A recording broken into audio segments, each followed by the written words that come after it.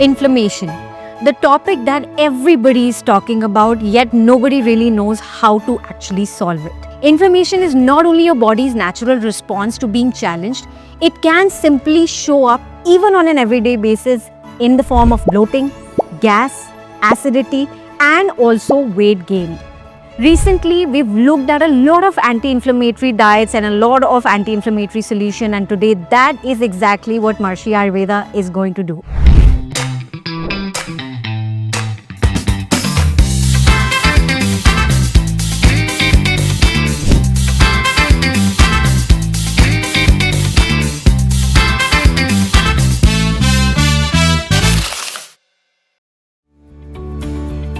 Hi everyone, this is your host Dr. Rini, and today we are going to make our super anti-inflammatory tea, which is not only going to fix your bloating, gas, acidity, but is also a solution for detoxifying your gut on its own. Having this tea for at least a period of 7 days has shown that people significantly see a difference in their gas, acidity, bloating, or whatever inflammatory problem they have. For this tea, you'll need a bunch of simple ingredients which are showing up on my screen right now. And let's get to it. I'll need about 2 cups of water,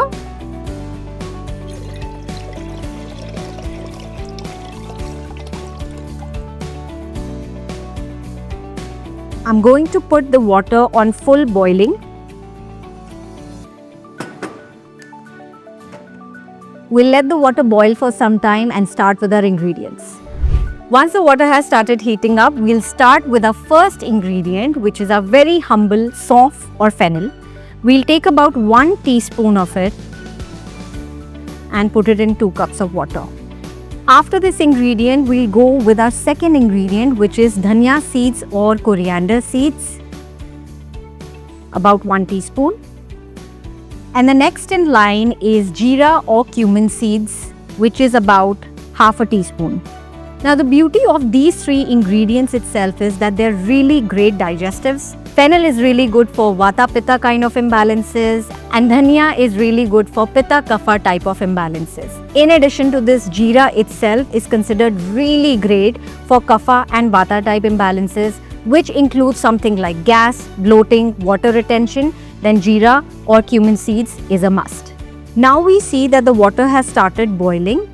The next ingredient in line is yashti madhu, mulethi or licorice powder, which is my personal favorite for anybody who has acidity, extreme inflammation, heat in the body. Adding yashti madhu is very good even for those who have skin disorders, inflammation, and variety of other disorders that include a lot of heat in the system. And now that the tea has started boiling, what I'm going to do is cover it a little bit so that the aromas stay within the tea. Another ingredient that I really like, which is lekhana or scraping in property, is ginger. Now ginger is very good for vata kapha type of individuals. That means anybody who gets a lot of bloating, has a lot of appetite issues, or their agni is just not functioning well. Ginger is this great appetite stimulator. So adding ginger to this really helps nourish your agni from within. That means if you had subdued agni or your appetite is not doing well, your liver is not doing well, adding ginger really helps. In addition to this, it is also a great detoxifier. It has lekhana effect. That means it scrapes out the toxins from your intestines. However, we do understand that ginger is a little extreme for pitta kind of individuals. So if you have a lot of acidity, acid reflux issues, reduce the amount. I'm going to take only 1/4 teaspoon of ginger because I don't react so well to ginger. Now most people also don't know that ginger actually is considered one of the most sattvic herbs. It is very good as this one-stop solution for all disorders on earth. And ginger or shunthi, as we call it in Ayurveda, is considered a very good herb to add on a daily basis if you can take it and if your gut can take it. It is also an anti-inflammatory directly as well by research as well. So adding this can help with inflammation quite a lot, but don't overdo it if you have acidity or acid reflux. Alright, now we've made this tea and it's ready. We just need to boil it down to about 1 cup. Now a lot of people might be asking this question, oh my god, she's put all the herbs except haldi or turmeric. Now there is a specific reason why I haven't put haldi in this tea, because it is kind of Tridoshik balancing. But because I've already put ginger, which is quite hot in nature, I'm not going to add haldi to it, even though haldi is a strong anti-inflammatory. However, if you can take hot spices, 1/4 teaspoon of haldi is also okay to add if you can take hot spices. Now let's talk about specific type of inflammation. If you have a vata type of inflammation, that means you have a lot of sharp pains in the body, you have extreme menstrual cramps in the body, or you generally are very, very light in nature, that means your body is also too light, you have a lot of dryness, then adding ajwain to this tea, ajwain or carom seeds, is very, very good.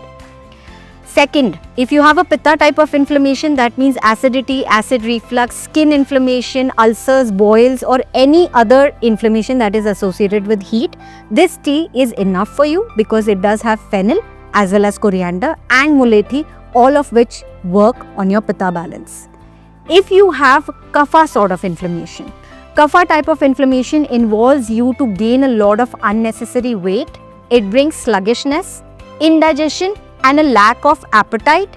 That means you have a kapha type of inflammation.